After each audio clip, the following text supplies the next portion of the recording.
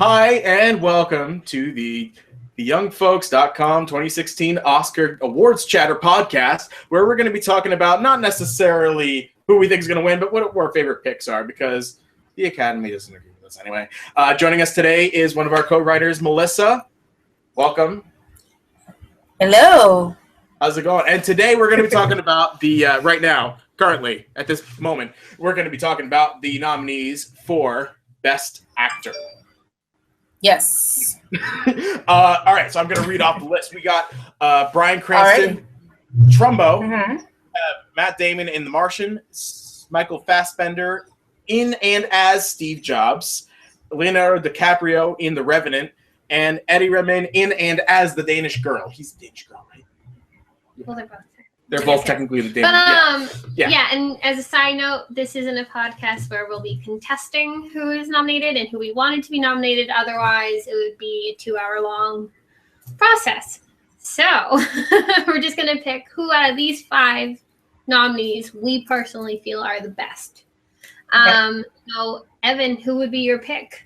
Oh, God. Well, here's the deal, is that of all the people nominated this year, they're all talented performers.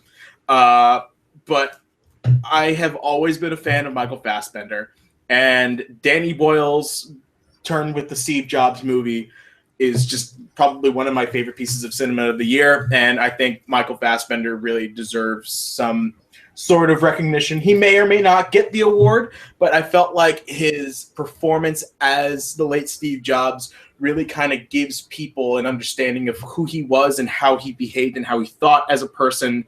Obviously, that comes a lot through Aaron Sorkin's dialogue, but watching the movie, I really felt like I wasn't watching Michael Fassbender. I was watching a performance of this is Steve Jobs and this is who he is and this is what he believes in, even if he was right or wrong, depending on who you're talking about in the tech industry. So Sure. I guess I'll pick it up just because I agree with you. My pick is also Michael Fassbender. And I was really looking at the list and trying to see if I could take maybe kind of like a contrary opinion to you, but it's just I don't. I really think out of all the nominees, Fassbender gives the best, strongest performance. And I think for me, it's because out of everything we've seen him in, from big blockbusters to little films like Shame, he's playing brooding, like dark, serious characters. including Macbeth. Yeah. Oh, God. From this year, too.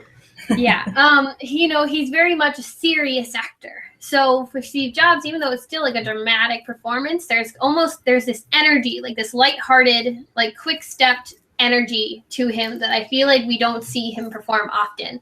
So for me, seeing him be able to showcase a bit of variety in how he acts and how he performs, that for me was a selling point, because everybody else in the nominations I kind of felt were doing the same thing we've already seen them do, either in terms of mimicry for Redmayne or, survival against any odds like Leonardo DiCaprio. I feel like he had the freshest, newest vision for performance out of the male. Not to mention the 3-act structure of the movie kind of portrays Steve Jobs in 3 very different stages. He's 3 very different people at those points in his life. Sure. And Fassbender performed that equally. Not to get away from Melissa, what may be your point? Do you agree with us, or do you have a different pick for Best Actor this year? I think obviously they're all very talented nominees,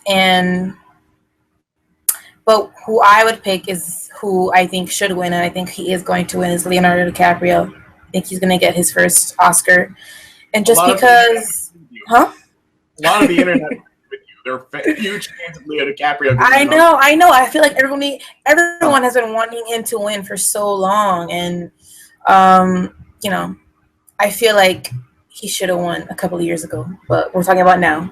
That's fine. So he's had several opportunities to win, not probably the longest since probably The Aviator. That was like one of the first times he's really been in a movie where he could have gotten an award.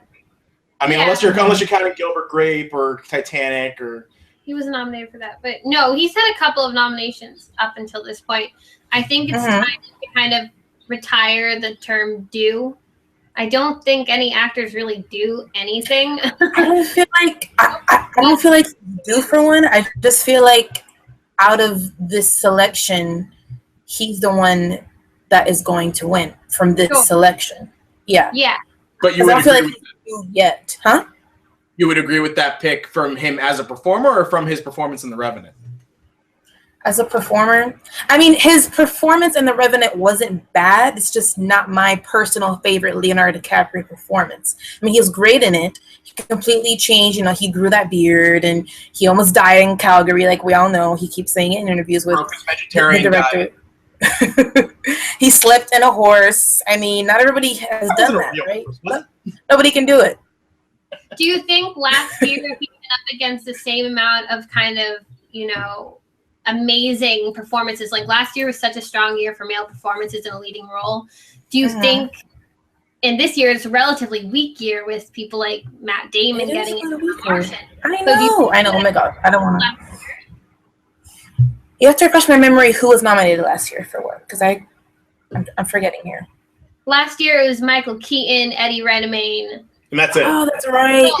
No, I'm kidding. But they were the noteworthy ones. No, I feel like last year he probably would have lost because Eddie Redmayne played somebody who had a disease. I'm sorry, but they love that. They love somebody who has to overcome some kind of same reason why he lost to Matthew McConaughey 2 years ago is because Matthew McConaughey's somebody who had a disease. Yeah. No, that one annoyed me too. Even though I still would have hoped that Chiwetel Ejiofor would have edged out on that day. But no, I'm just curious because it makes me wonder, you know, how much did this play out and how much is it about, you know, the weaker field? Because to me, even though I think Leonardo DiCaprio is a great actor, I just don't really think this is the role he should be winning for. It almost seems like that he'd want to win for a better performance. And I also feel like, sorry, go ahead. Go ahead. I also feel like they love movies where the character has to overcome some kind of huge obstacle and a struggle. And, you know, the entire movie, which I thought was completely unrealistic. I mean, he was mauled by a bear and he survived the freaking minus 20 degree weather. I know, but still, he was really badly hurt, and he still made it all the way through trying to kill Tom Hardy the entire time. But, you know, they love those kind of, like, struggling stories, and it was a mostly silent performance, which I think takes a lot of skills, too, you know, to his credit. He barely had any dialogue, and so a lot of the performance is very internal, and he was great at that. So I think he's probably the best pick from this selection for this year. Sure. No, that makes sense. I definitely think, you know, it's a weak year for lead actor overall. Well, you were saying that it's such a strong year. I love the movies that came out this year and the movies that were nominated, but the lead actor roles that were nominated this year. I mean, nobody really excites me, except I'm really hoping to see Sylvester Stallone win and Brie Larson win, and then that's really about it.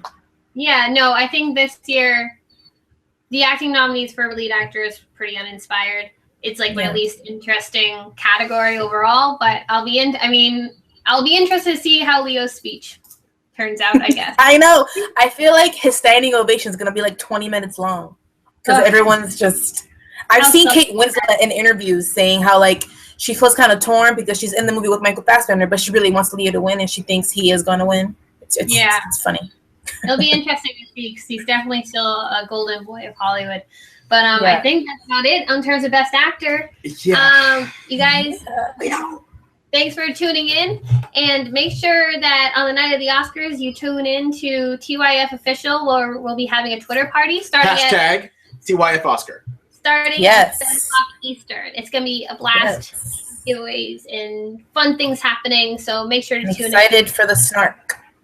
Yes. All of the snark. Always snark. Melissa, thank you for joining us on our conversation about the Best Actor performances, and we will be chatting with you. And coming up soon, we're going to have another conversation about different kinds of performances.